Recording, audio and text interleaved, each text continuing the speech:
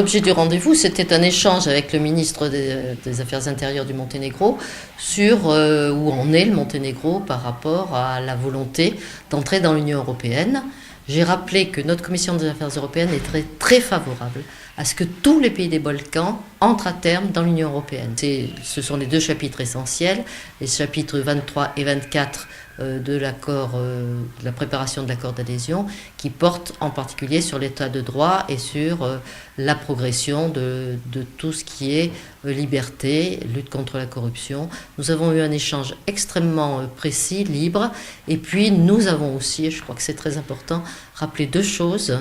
C'est que le Monténégro faisait partie des États qui avaient répondu présent au Mali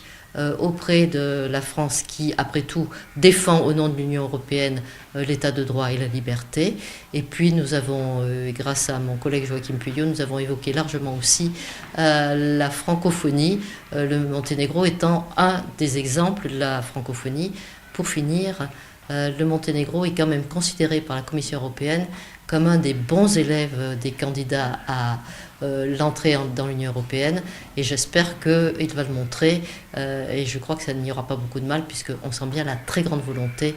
qu'il y a du Monténégro de faire partie le mieux possible et le plus vite possible de l'Union européenne. Le message, c'est je serais ravie de dire le plus vite possible bienvenue dans l'Union européenne,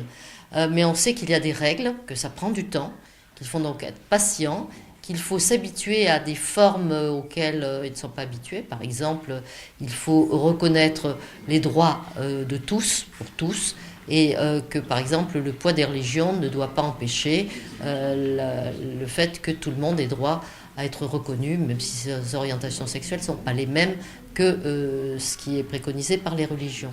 Mais il y a une telle bonne volonté et il y a de tels progrès. Je le répète, le Monténégro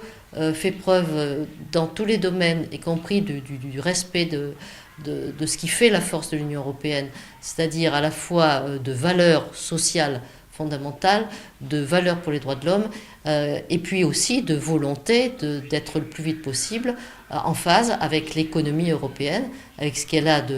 d'enrichissant, mais aussi ce qu'elle a de contraignant. Donc je crois qu'il faut dire aux Monténégrins, patience et courage, on vous accueillera avec beaucoup de plaisir dans quelques années.